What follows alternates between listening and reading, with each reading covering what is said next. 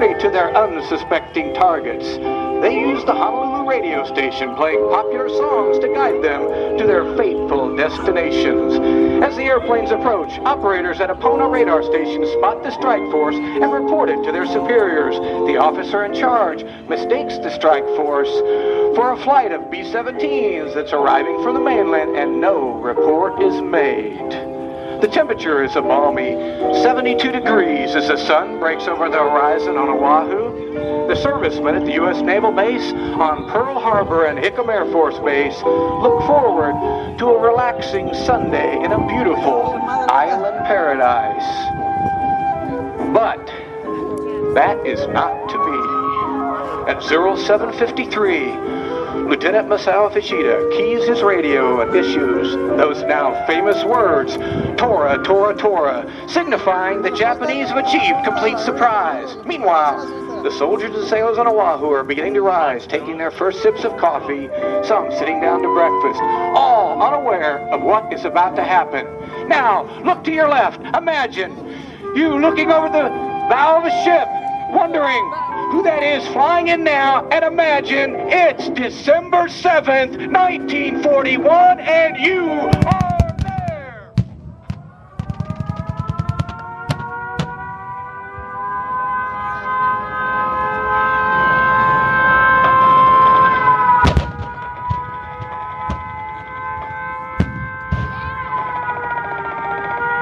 Try to imagine your confusion as the first bombs explode. The first sirens and alarms sound. Right now, right here, listen. Listen to the sounds of battle. Hear the sirens, just as they did that fateful day. Feel the explosions hammer your chest, just as they did that fateful day. Smell the smoke as it burns your nostrils, just as they did that fateful Sunday morning. Look, listen, and remember, for we must never forget. The Japanese planes attack relentlessly. Many servicemen believe the attack is some kind of crazy air raid drill. They think the airplanes are American. In fact, one soldier remarks, "This is the best dang drill the Air Force has ever put on." But when the rising suns become visible on the wings of the airplanes, everyone knows this is no drill. General Short, the commander of Army forces, is notified of the attack while playing golf. His response is, "That is ridiculous." General Short, for which he could have been right, but he has never been more wrong. The highly coordinated attack goes off like clockwork. At 0755, bombers attack Wheeler and Hickam Air Force Base. 2 minutes later, torpedo planes, just like the ones you are seeing in front of you now, begin their attack on Battleship Row. Sleepy-eyed sailors stumble outside to see Japanese airplanes everywhere, circling the skies and waiting to attack the ships lined up side by side along Battleship Row.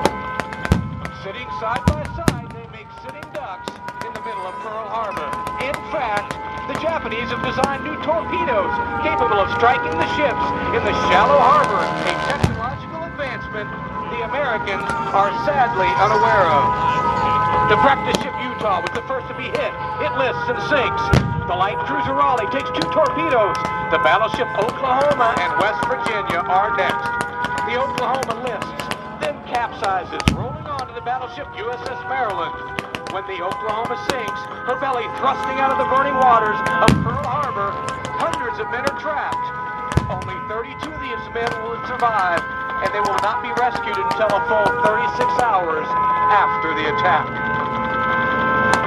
The battleship California takes 2 torpedoes and sinks, and at that same time, the USS Arizona, which has already taken a torpedo, has a bomb strike next to its number 2 turret. The 1,700-pound projectile penetrates deep into the belly, bursts through 1 deck, then through 2 decks. It lodges next to the number 2 magazine, detonates, and seconds later, the Arizona erupts like a volcano, rising out of the harbor. Flames shooting over 500 feet into the air. Almost 1,200 men perished in that moment. Sent to a watery grave, those brave young men still rest in the hold of that great ship at the Arizona Memorial. A testament to their courage, their sacrifice, and their honor. At 0835, the first wave ends. The damage is horrendous. In Washington, at 0850 Hawaii time, early afternoon in the States, an hour after the attack has begun, Secretary of State Cordell Hull, well aware of what is transpiring in Hawaii, erupts when given a letter from the Japanese breaking off peace talks.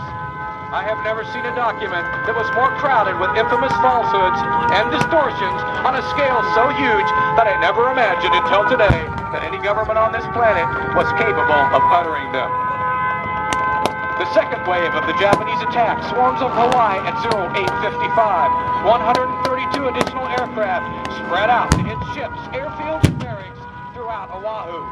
But, as you can see in front of you, for the second wave, the element of surprise is gone, and the Americans fight back, making the Japanese pay, inflicting some damage of their own. A bomb hits the destroyer down while she sits in dry dock. Another strikes the commander of naval forces at Husband E. Kimmel's flagship, the battleship Pennsylvania.